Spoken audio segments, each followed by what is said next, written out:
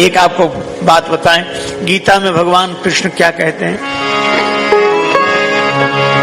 अनन्या चिंतयन्तो माम ये जना पर्युपासते तेषां नित्याभियुक्तानां योगक्षेमं वहाम्यहम्।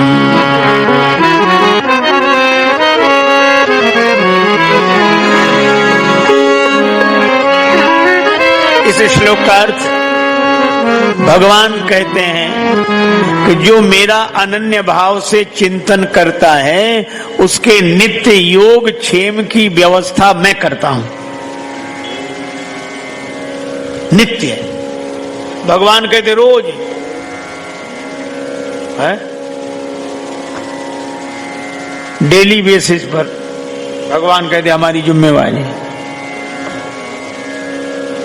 तो एक आचार्य थे, सपत्नी गांव से बाहर एक जगह रहते, पाठशाला थोड़ी दूर पर थी, आचार्य पाठशाला में रहते, आचार्य पत्नी घर में। उनका एक नियम था, दूसरे दिन का संग्रह नहीं करते थे। आज के लिए जो है ठीक है, जरूरत है आज के, कल भगवान देंगे। जब भगवान ने कहा नित्याभियुक्ता नाम, और जब भगवान कह रहे कि नित्य हम व्यवस्था करेंगे तो हम काहे को 50 साल का जोड़ के रखें और पीढ़ियों का जोड़ के रखें, और भगवान कह रहे हम रोज। नियम बड़ा अच्छा चल रहा था, लेकिन भगवान कभी कभी परीक्षा भी लेते हैं। दीपावली के एक दिन पहले एक बालक आया कि ये कल के लिए रख ले। बोले नहीं गुरुजी नाराज होंगे, कल के लिए नहीं रखते, आज कल दीपावली, कोई बात नहीं। आचार्य जी आए, आचार्य पत्नी ने कहा कि कल के लिए कुछ का सोचना ही नहीं है, व्यवस्था होगी। आचार्य चले गए पाठशाला में। दीपावली का दिन, सुबह दोपहर शाम कोई नहीं आया, भूख के मारे, और नियम टूट गया आज। अब गुरुजी ने अपने मन को बहुत समझाया, लेकिन पंजाबी में लोग बोलते ना, पेट न पैया रोटियां तो सब्बे गल्ला खोटियां। भगवान को बहुत मानते थे, लेकिन भूखे। शाम को होने लगा कि नहीं गीता ठीक नहीं लिखा, सो पेंसिल उठाई और गीता के उसी श्लोक को काट दिया। तेषां नित्याभियुक्ता नाम योगक्षेमं वहाम्यहम्, पेंसिल से काट दिया। ऊपर का भी अनन्यास चिंतयन्तो माम ये जना पर्युपासते तेषां नित्याभियुक्ता नाम। रात को नींद नहीं लगी, शर्म के मारे घर नहीं गए, क्या कहूंगा पत्नी से। सवेरे 4 बजे जगे, फिर भी गीता सामने रखी थी, वो श्लोक लिखा दिखाई दे रहा था पेंसिल से, जिसे काट दिया था। उनको इतना बुरा लगा तो स्याही उठा के उसके ऊपर पोत दी, पढ़ने में बिल्कुल ना आए। कटने के बाद भी पढ़ने में काट, झूठ है, कुछ नहीं है। अपना स्नान आदि करके किसी तरह नित्य नियम करने लगे। और उधर आचार्य पत्नी के पास सवेरे सवेरे एक बालक आया। अम्बे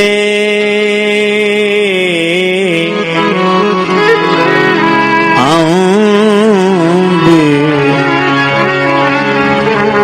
अब के मोही उबारो, अम्बे अब के मोही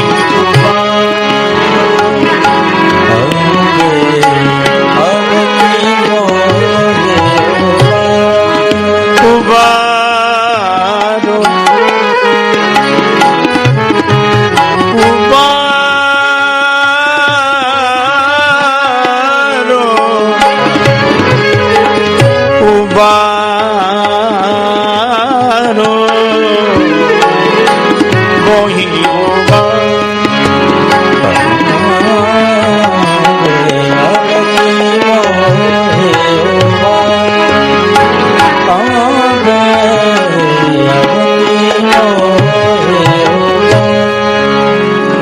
सब सामग्री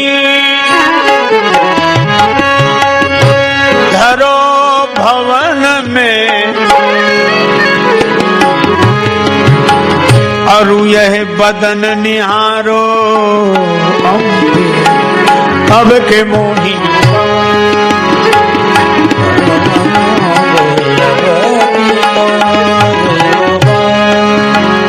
एक बालक सिर पर गठरी रखे कह रहा था, मां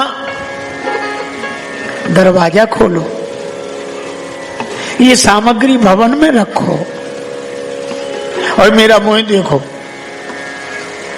आचार्य पत्नी ने दरवाजा खोला, देखा एक बालक सिर पे गठरी रखे खड़ा है,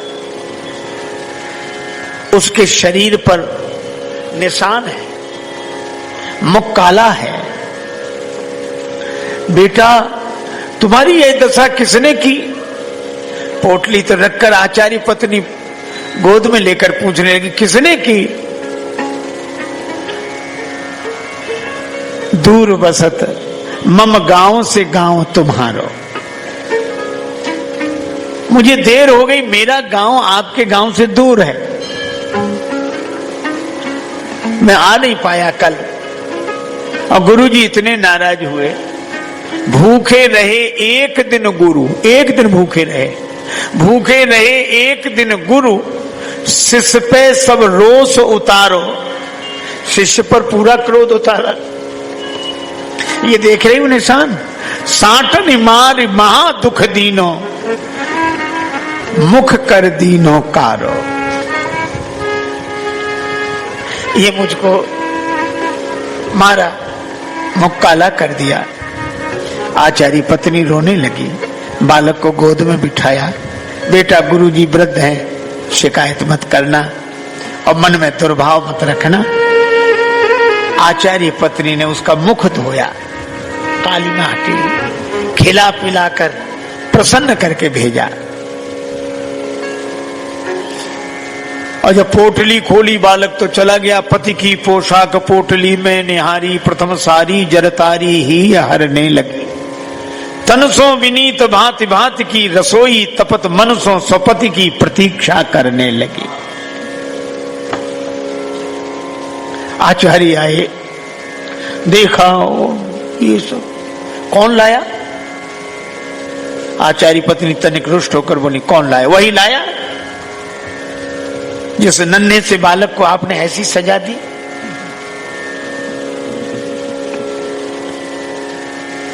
दया नहीं लगी? उसके शरीर पे चोटों के निशान, उसका मुंह काला कर दिया। आचार्य जी बोले, मेरे पास तो कोई नहीं आया। आचार्य पत्नी बोली, मैं कोई झूठ बोलती हूं?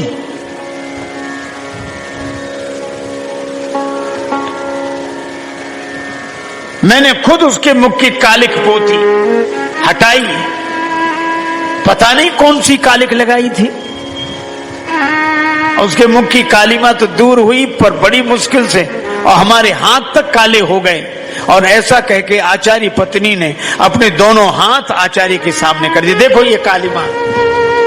और जब आचार्य पत्नी ने अपने दोनों हाथ उनके आचार्य के सामने रखे तो उस कालिमा में स्पष्ट लिखा दिखाई दे रहा था, अनन्यास चिंतयन्तो माम।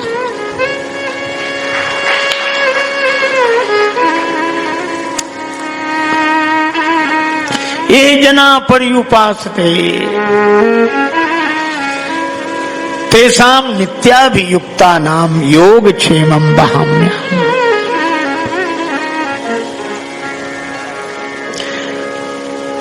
आचार्य जी बहुत भावुक हो गए। श्री गीता जी की 108 परिक्रमाएं की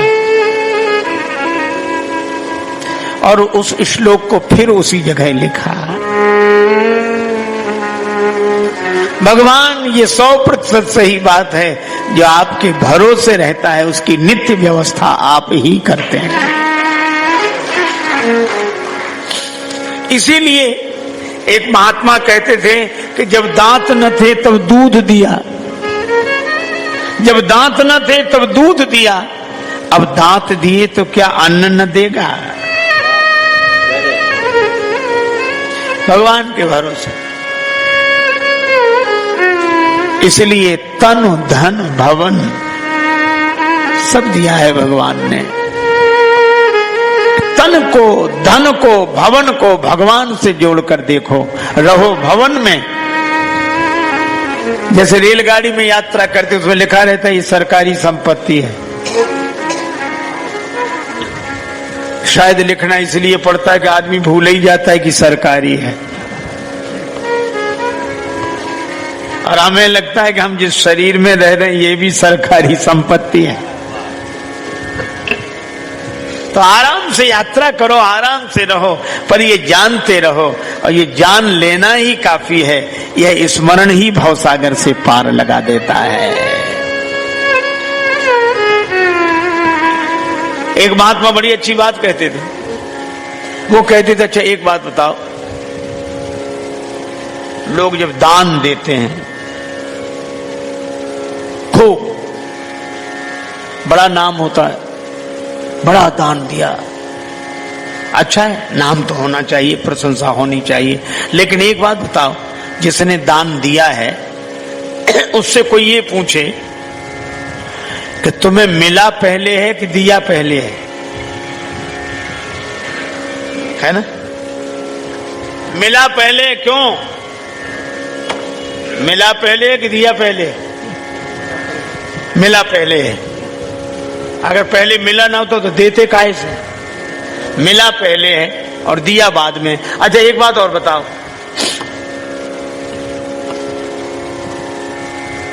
मिला ज्यादा है कि दिया ज्यादा है? मिला ज्यादा है, उसमें से कुछ दिया है। अच्छा एक बात ये तो सोचो, जब मिला पहले है दिया बाद में है, और मिला ज्यादा है थोड़ा सा दिया है, तो अभिमान किस बात का?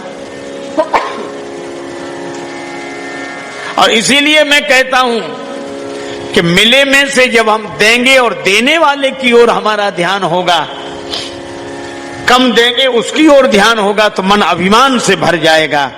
और जिसने हमें ज्यादा दिया है, जिससे हमें मिला है, अगर उसकी तरफ ध्यान होगा तो मन भगवान से भर जाएगा। इसलिए मन को भगवान से भरो।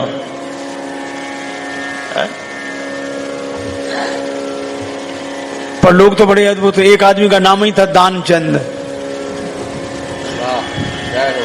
दानचंद, लोगों ने व्यंग में नाम रख दिया, कभी दान न करे। दिया ही नहीं, उसने जीवन भर दान नहीं दिया। वहां से गंगा जी 12 किलोमीटर दूर थी, कभी गंगा जी नहाने नहीं गया, दान देना पड़ेगा। था खूब, देने के दिन तो थे पर देने का दिल नहीं था। कुछ लोग होते हैं जिनके पास देने का दिन होता है पर देने के दिल नहीं होता, और जिन विचारों के दिल होता है उनके देने के दिन नहीं होते। उसके पास खूब पर दान ना करे। पत्नी ने कहा कुछ तो किया करो। क्या करना, सब ठीक है, बढ़िया है। तो दान, अरे दुनिया कर रही दान, क्या अपने लिए बैठे हैं रहने। एक दिन पत्नी ने कहा कि तुमने कुछ नहीं किया, गंगा जी नहाया आओ। पत्नी बार बार कहती फिर बुढ़ापा आ जाएगा। बोले अच्छा आज जाते हैं, अधेड़ उम्र, लेकिन पैसा खर्च ना हो जाए। पैदल पैदल गया 12 किलोमीटर दूर गंगा जी, पैदल पैदल पैदल। और जब गंगा जी किनारे पहुंचा तो उसको लगा कि घाट पे जाएंगे तो पंडा दान मांगेंगे, इसलिए मुर्दा घाट पे गया। कोई मिले ही नहीं। मुर्दा घाट बिल्कुल खाली, इधर उधर देखा कहीं कोई नहीं, अकेले ही। सो कपड़े उतारे कि जल्दी से डुबकी लगाएं। एक गमछा लपेट कर गया, गंगा जी में डुबकी लगाई। और भगवान को लगी हंसी कि ऐसा विचित्र भक्त नहीं देखा, जिंदगी में कभी दान नहीं किया। और आज आया तो मुर्दा घाट पे, तो भगवान को कौतुक सूझा। तो भगवान ने एक ही काम किया, जैसे ही डुबकी लगा के दानचंद बाहर निकले, भगवान पंडा के रूप में वहीं प्रकट, यजमान की जय हो। और दानचंद ने जो देखा कांप गया। तो बोले हद हो गई, यहां भी आ गए, यहां भी। भगवान ने कहा कि हम संतोषी ब्राह्मण हैं, इसलिए एकांत में यहीं पड़े रहते हैं, हम वहां नहीं जाते जहां और पढ़ने रहते, फिर यहीं। और तुम्हारे जैसा एक एक यजमान ऐसा आ जाता है जो साल साल भर का इंतजाम कर देता है। तो तुम भले आ गए, 1 वर्ष का इंतजाम कम से कम। कांप गया, बोले हम नहीं कर सकते, हम नहीं कर सकते, नहीं करेंगे। भगवान बोले तो दान तो श्रद्धा के ऊपर होता है, जितना करो। 6 महीना नहीं, नहीं महीने भर नहीं, हम 1 दिन का भी नहीं कर सकते। महात्मा के रूप में भगवान बोले, पंडा के रूप में कहने लगे अब करना तो पड़ेगा, नहीं हम निकलने नहीं देंगे जल से बाहर, चाहे जितना करो करना है। सो बोला उधार करेंगे। भगवान बोले मंजूर। 1 धेला उधार किया, 1 धेला। भगवान ने संकल्प ले लिया। बड़ा खुश हुआ कि पंडा को अब कह के 1 धेला पे कौन आता है। बेचारा पैदल 12 किलोमीटर गया, फिर लौट कर आया, थक गया था, शाम हो गई थी, अब सोया। अभी सोया ही था, तब तक पंडा के रूप में भगवान दरवाजे पे हाजिर। यजमान की जय हो। पत्नी गई, पंडा को देखकर लौटी, कौन है? पत्नी बोली किसी पंडा को कुछ देने के लिए कह आए थे। हाँ तो बोले आ गया, वो तो वहीं है, बाहर है। दानचंद बोले आ गया? हाँ, अरे देव धेला खाए को। बोला मुझको एक काम करो, क्या? पत्नी तो बोला जाके कह दो कि वो बीमार हैं, 2-4 दिन बाद आना। सो पत्नी रुआसी सी होकर बोली को बीमार है, तबीयत खराब है उनकी, आज गए दिन भर थक गए, बीमार हैं, अब आप बाद में आना। भगवान बोले दान मिले न मिले, पर वो हमारे यजमान हैं, यजमान बीमार और पंडा चला जाए, वो जब तक स्वस्थ नहीं हो जाते हम यहीं रहेंगे, तो हमारा इंतजाम कर दो। वहीं टिक्कर बनाएंगे, प्रसाद बनाएंगे, पाएंगे, खाने पीने का इंतजाम, सामान। पत्नी गई लौट के। तानचंद बोले क्या हुआ? बोले वो नहीं जा रहे। वे कहते यजमान बीमार है, तब तक यहीं रहेंगे, खाने पीने का इंतजाम करो। दानचंद से बोली दे दे धेला। दानचंद बोले बहुत मुश्किल है। अच्छा एक काम करो, क्या? उसको पुराना अभ्यास था योग का, तो सांस रोक के रह गया। पत्नी से बोला कह दो मर गए। महाराज सांस रोके पड़ा। पत्नी गई तो पत्नी ने रोकर कहा चले गए, मर गए, अब तो जाओ। पंडा बोले अरे राम राम राम राम, यजमान चला गया, जब तक उसका अंतिम संस्कार न हो जाए हम कैसे जा सकते हैं। अब भगवान बोले तुम महिला कहां भटकती फिरोगी, हम खबर कर देते हैं सबको। अब कह रहे भगवान अमित रूप प्रगटे ते ही काला, पूरे गांव में कहा दानचंद मर गए, दानचंद मर गए। अब गांव भर इकट्ठा। और जब वो भी ऐसा विचित्र आदमी सांस रोके पड़ा, गांव के लोगों ने मुर्दा समझ के बांध लिया। अब उसकी पत्नी सही में रोवे, और रोकर कहे ये मरे नहीं हैं, ये मरे नहीं हैं। और गांव वाले कहे बहन ये तो तुम्हारा मोह है, जाने वाला तो गया।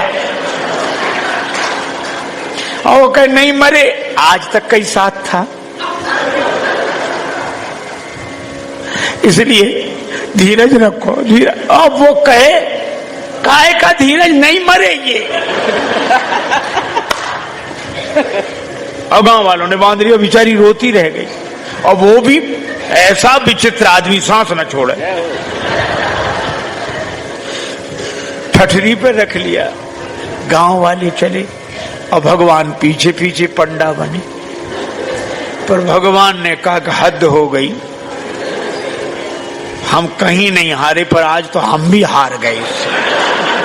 ऐसा गजब का आदमी हमने नहीं देखा। ये बिना मरे मर गया है और चला जा रहा है। जब उसे ठठरी पर रख दिया, भगवान बोले अब अग्नि लगनी बाकी है। एक काम करो, क्या यजमान था इसके कान में हम मंत्र बोलेंगे, ठीक है।